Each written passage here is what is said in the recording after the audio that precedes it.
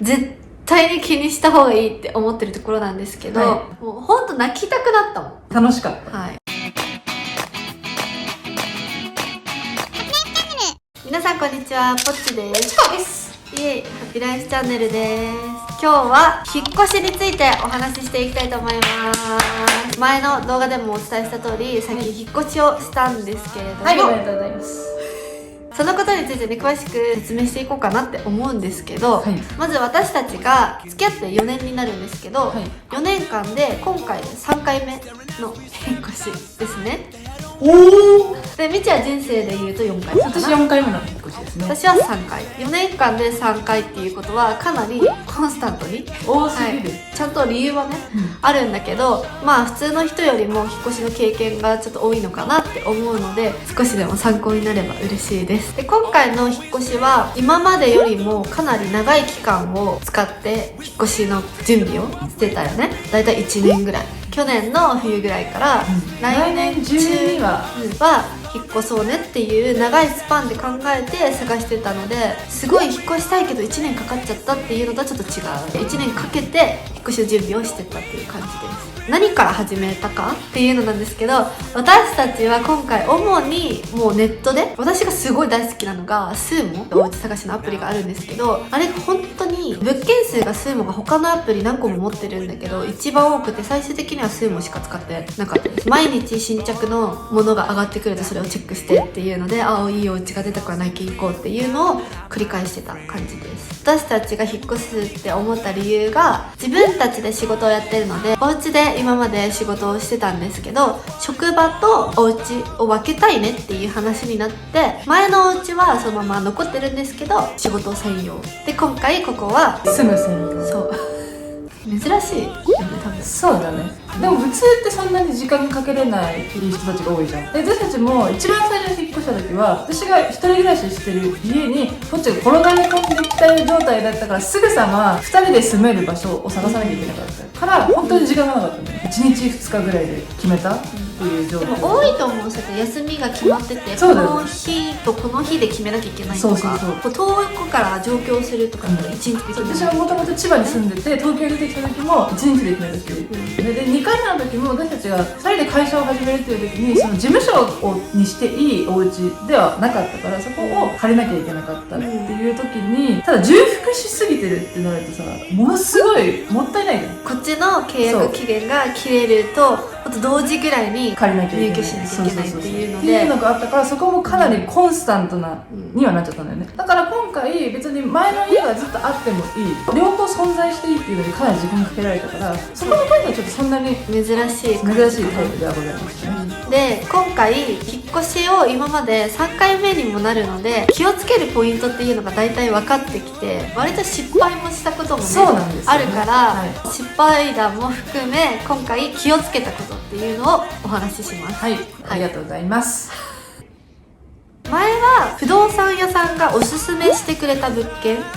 ていうのを見に行って、でしかも時間がないからこのお家でいっかってなんとなく雰囲気で決めちゃってた部分があって、いろいろ見るっていうのをやってなかったんだよね。このお家とこのお家どっちがいいかとか、そういうのをちゃんとやってなくて、1個見に行って、あ、ここでみたいな感じで、それを今回は絶対嫌で、いろいろ回りたくて、不動産屋さんもたくさん回ったし、朝からだいたい1日で最大5軒ぐらいは回れるんですよね。この物件が見たいですっていうのを不動産屋さんに事前にスーモの URL を送ってくださいって言ってくれる不動産もかなり多いので、自分で気になってる物件を、なのでバーってもう毎回10個ぐらい20個ぐらい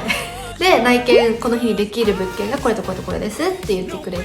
おすすめの物件とかはそんなに出してもらわなかった。なんかおすすめの物件とかってなんだかんだ自分の中で思ってる条件とちょっと違った物件だったりすることが多くて、それに気づかずにこれでってなっちゃうことが多いから、自分の中でいろんな条件を見てこれだっって思うものを20個送りつけてる。なんかいい物件はスーモに載ってないとかっていうこともあるかと思うんですけど、割と載ってるっていう風に言ってる不動産屋さんもいたので、実際ねここの物件もポッチがスーモで探した物件そうそうそうに今住んでるわけだからあるはあるんだよね、でこれと例示物件出してくださいって言ったら出してくれる、まあ、それは頼んでもいいかもしれないけど、私は今回はほとんど出してもらわずに、結局類似物件ってやっぱりちょっと違うなって。そうちょっと築年数が上がっちゃったとか、ちょっとお家が駅近じゃなくなっちゃったとか、なんだかんだ自分で気に食わない部分が見つかっちゃうから気に食ったところを送ってるわけそうだからね。その方が私的には楽でした。それも言いづらいし、私はね、不動産屋さんがせっかく出してくれてってなる時間がもったいなくて、今回本当にいっぱい家を見るっていうことをね、やったね。重視しました、今回時間があったからこそできたけど、私たちは本当にここだって思わないって決めなかったんです。今までは目をすごいつぶったの。だって前の家、なんて夜に内見に行って電気つかないですって言われて、暗闇で懐中電灯でもない携帯のライトで不動産屋さんと2人3人で照らして、これ床何色なんですかって言ったら白っすねって言われて、最終的に白じゃなくてちょっとマーブルっぽくて、もう本当に適当な内見で決定したの、決定した。まあよくないもうってかって思っちゃうじゃん、焦るし、思うだけどめんどくさいし、そうめんどくさいしね行くのって、だからもういいんじゃない、ここに決めちゃおうかって思うけど、それをずっといや違うってこう踏みとどまり続けて今この家に住めてるっていう。だから悩める時間がある人は妥協しないっていう。気になるポイントは絶対に、押さえとかないと、結局後々ね。不動産屋さんはもう決めてほしいなっていう気持ちがあって連れてってくれるから、条件を絞りすぎてたりとかすることで、条件をもうちょっと緩くしてみたらどうですかみたいなこととか言われちゃったり、この条件だとお家はないですねって言われちゃったりとかするから、そこでちょっと心が折れそうになって、じゃあもうこれでいいのか、これが今の一番最善策なのかとかってちょっと決めちゃいそうになったことも何回かあったんだけど、でもその時点でないならじゃあ今の時期じゃないって私はなったよね、だからその時期が長い人っていうのはそういう風に不動産屋さんに言われちゃったとしても、条件をこう下げて引っ越したことで後悔するかもしれないっていうことを考えてやった方がいいよね、もう決めなきゃいけないってなるんだったらどっか1個だけ条件を決めるとかもありだと思うけどね、それは人それぞれだと思います。いっぱい見に行ってくださいって言うんですけど、今回見に行ったことでちょっとした失敗もあって、もともとタワマンに住むっていう予定はなくて条件が全然違ったんですよね。だけど1個だけちょっと背伸びして見に行ってみようかみたいな行ったタワーマンションがあったんですけど、そこを見に行ってしまったらもう盛り上がっちゃいますよしかもなんか不動産屋さんのミスでその倍ぐらいの値段のめちゃめちゃいいお部屋を最初に見せられてしまって、すいませんこれ間違ってますかってそう入った瞬間にこの部屋最高じゃないみたいな、ほぼ窓で景色も良すぎてものすごいのね、で角部屋でだからもう全面、半分全部窓みたいな感じでね、でここの部屋こんな値段で住めるんですかって言ったらあれってなって、すいませんってなって、これちょっと違う部屋でしたってなったのが本当に倍の値段のする家だったから、それを見た瞬間にここ住みたいなってね思ってしまったわけですよね。自分たちが決めてた条件の他の部屋を内見しに行っても、あれなんか違う、なんかやっぱりあのお部屋に勝てる家ってないよねみたいな感じになっちゃって、背伸びした物件を見に行くっていうのはかなりリスキーなやっぱ引っ越しって夢があるじゃん、だからなんかちょっとでもいいお家ちょっとでもいいお家って思っちゃうんだよね、夢見ちゃって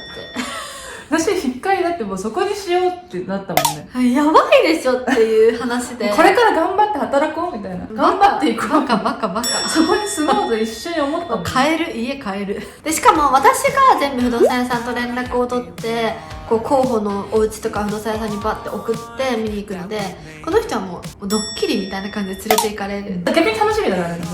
ね一応不動産からここですっていうその用紙をもらうんだよね。こう車に乗りながら次どこみたいな、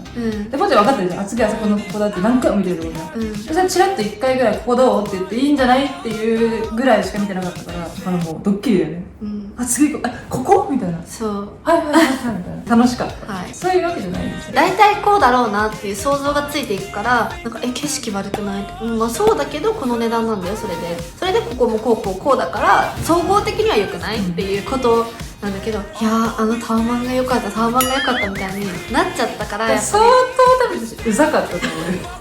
まあだからまあそこは根気よく頑張ってくれたポチのおかげということにはなります正直、はいありがとうございますありがとうございますはいありがとうございます。どういたしました。でも結果的にいいお家に住んでハッピーだよね。そうなの。今引っ越ししてすごくハッピーです。はいはいハッピーです。私が今回初めて知って途中からすごい気をつけ始めたのが、結構タワーマンションだとありがちなんだけど、マンション名をネットで検索するといろんな情報、住んでる人の掲示板だったりとか、住んだことあるよっていう人が言ってる情報が割と出てくる。それで私たち事故物件に住もうとしちゃってた時があって、その事故の内容まで不動産が説明する義務っていうのはないみたいで、その事故の内容とかも出てきて、あとは騒音がすごい壁が薄いですよっていう情報とか、それでやめたところもかなりあるので、それはおすすめかなって。でも出てこない場合もあるけどね。そこはびっくり。確かにこんな情報今何でも見れるんだね。そうこっちずっと調べてたもん。大体調べてた。調べて大体マンション名を知ここにったら、決めようってなったらもう検索して、でもそれはありだと思う。確かに。で今回今までのことを踏まえて条件をポンポン決めたことをはい。メインにしてお家探しをしてたんですけど、は一番最初にこれは絶対って決めてたのがリビングが広いお家。このお家もリビングがね広いんだよね、はい、なんで広くしたかったかっていうところ、単純に憧れです。ですよね。そうだね。写真とかいろいろ見たりとかしてて、あ、こういうお家にしたい、こういうリビングにしたいみたいなのが全部広いリビングで、この大きさのカウチソファーを置くのって何畳ないと無理らしいよみたいな。部屋を狭くするっていう選択肢がちょっとなくって、そこは一番妥協しなかったポイントです。そうだね、はい、結構広いリビングのお家に連れて帰っても狭とか2人でさ住んでると別々の部屋で過ごすっていうことってほぼないじゃん、うんずっと多分リビングで過ごすんだろうなって思ったら、個室の広さよりもリビングの広さが重要だったんですね。次が、これは私が本当にトラウマになってしまって絶対に気にした方がいいって思ってるところなんですけど、はいカビ名字で言うのやめて。マジでカビ。本当に私たちが住んだのは3階建てのマンションの1階のすごく日当たりが悪い部屋。あとはおしゃれなデザイナーズでコンクリート打ちっぱなしの壁で断熱材が多分入ってない家で、何かと結露がすごすぎて、あと寒さまあ寒かったよめっ。ちゃ寒かった。住んだことがなかったから、そういう冬の寒さっていうのがどの程度なのかっていうのが見当がつかなかったんだけど、なんていうの、床がもう氷ぐらい冷たかった冬の床は氷ぐらい冷たくて、ありえないっていうぐらい寒くて、でも暖房とか入れると結露がすごくて、ある時気づいたら全部の家具の後ろがもうモコモコにカビがね生えてたの。私は結構仕事を辞めてすぐぐらいの時にそのカビ事件に襲われたんだけど、カビキラーでもう家中やったら、それが体に良くないものだったのかめっちゃ気持ち悪くなっちゃって、その後ちょっと寝込むぐらい気持ち悪くなってカビキラーをもう永遠にいろんなところにし続けて、カビキラーにこれカビキラーの人。でもマジでやばかった。カビキラー3本ぐらい一気に使ったのそしたら寝込むぐらい気持ち悪くなった。そりゃそうです。私はさ、その時期って仕事が一番忙しかった時期ではあったのね。仕事で疲れて帰ってきてお家になんかポッチがいてって、なんかすごい新婚さんみたいな感じで勝手にすごいなんか楽しかった思い出がある家で、あの家すごい好きなのね。だからポッチはその裏でこういうことをしてて、水鳥ゾウさんとかさ、すごい置いてる。もうめっちゃ大量に置いてたの。なんかもう何個それでしかもダメになった家具がめっちゃあって、ベッドもそうだし、クローゼット、ワードローブみたいな、テレビ台とか、本当あそこにある家具全部ダメになったし、靴とかもパンプスにカビが生えるの。しまってあるパンプスにカビが生えていっぱい捨てたし、もう本当に大変だったの。なんかもう全てのカビの条件が揃いすぎてて、そのデザイナーズでコンクリートそうコンクリート打ちっぱなしだけの家だったっていうところと、あと1階だった。1階でもちょっと高くなってるところってあるじゃん、土からちょっと離れてるタイプの。そうじゃなくてもう土とすごい平面だったお家が。あと日当たりがめちゃめちゃ悪かった、もう目の前にお家があったから日がほぼ入んなかった、全てのねカビ要素が備わっていたっていうことでダメだったから。でも今回はそのカビ要素1個でもなんで嫌だったから、デザイナーズがカビ用具があるわけではない。ないそうだよ。でデザイナーズにそれでトラウマができたんだけど、デザイナーズって可愛いは可愛いんだけど、可愛いおしゃれっていうところでいろんなところを削っちゃってる場合が多いんだよね。私デザイナーズ物件2個住んでるんですけど、私がもう結構ここは気をつけた方がいいなっていうのは、デザイナーズに騙されないことです。最初に一人暮らしを始めた時にデザイナーズだったんですよ。で、ここ可愛いってなったんですね。可愛かった。可愛かったよね。2個目、こっちと初めて2人暮らしを始めた時の家もデザイナーズだったんだけど、可愛かったよね。可愛かった。だからそのあれね、床を携帯で照らして夜内見に行った部屋ね、あ、ここがいいってなったのね。でもやっぱりそういうのがさっきも言ったけど、住みやすさに関してはどうなのっていうのが分かんない。他にもっといいところもあるかもしれないけど、やっぱり住むことに関してのいろいろ足りてるかっていうのを考えた方がいいんだよね。そういうことです。全く収納がなかったの、あのお家。収納とか関係ないの。もうびっくりしたもん。その次のお家だね、もうデザイナーズで2回失敗してて、もう今度は絶対デザイナーズ屋だし、私が言う住みやすいお家っていうのを断固として私が決めてたんだけど、まあ、いいお家だったし、あったかかったし、住みやすかったし、特に問題はなかったんだけど、とにかくもう一個一個がなんか可愛くない可愛くないおしゃれじゃないってなっちゃったのね。だからといってデザイナーズに騙されると大変なことになるよということ、個人的には好きなんで、またデザイナーズ住んではみたいなと思いますけどね。嫌です。あとここでちょっとその一応これ何回も私言ってはきてるんだけど、一応もう一度言っておきます。木造ダメです。木造やめてください。木造でね、大変な怖い思いしたんですね。これは前にサブチャンネルの方でかわいそうにお話ししてるものがあるので、ちょっと概要欄に貼っておきます。見てみてください。まあ、リビングが広いことと、あとカビのこと、そのデザイナーズに騙されないと思っていること、木造じゃないこと、あと駅が近いこと、築年数がなるべく浅いこと、街の雰囲気だったり住んでる人の雰囲気とか、キッチンが前のうちは結構狭かったので、今回のうちはキッチンが広くて、あとは使い勝手が良さそうなこと、あと収納、どうせ収納がなかったら買わなきゃいけなくなっちゃうから、収納系のものを2人の洋服がこれで入るのかとか、収納の多さもちょっと気にはしました。あとは職場とのアクセスとかそういうのは、まあ当たり前にね、めちゃめちゃ遠いところにね、住む必要もないので、もう総合的に今住んでる家は特に何も妥協した部分はないね。満足のいくお家が見つかりました。はい、ありがとうございます。はい、今回の引っ越しで今の気をつけた方がいいことっていうのはちゃんと気をつけれたんですけど、他にも大変だったことっていうのが今回またあって、次引っ越す時にはちょっと学習しようかなって思うポイントがあったので、それもシェアしたいと思います。はい、家具の注文のタイミング、私たちこのお家に内見に来た日から入居まで一回もこのお家に入ることがなかったので、内見で細かいセンチとかを測ってなくて、写真とかたくさん撮ったんだけど、家具をまだ買うのがちょっと心配な部分が多かったから、入居して測って家具を注文するっていう感じだったんだけど、やっぱ物によってはかなり期間がかかったりとかするものが多くて、最初本当に家具なしで過ごしてて、ベッドがとにかく来るのが遅かったから、最初ソファーで寝てたし、家具が来るタイミングっていうのは重要だなって、今までは結構さ、私たち家具屋さんに行って買うことが多かったんだけど、今この時期っていうのもパンデミックコロナネットで家具を注文するっていう方も多いと思うし、私たちも今回結構ネットで買ったものが多かったじゃん。だから届くタイミングとかっていうのが結構まちまちではあったから、できれば採寸を内見に行った時に本当にそこに住むか分かんないで正直、この家にしようって思ったらもう一回内見しに行って測りにそうだね、行くこともできると思うから、届くタイミングが全部違くて、今日は何々が届くからお家に帰んなきゃとか、それもね、頼むのが早ければ早いほどちゃんと時間設定が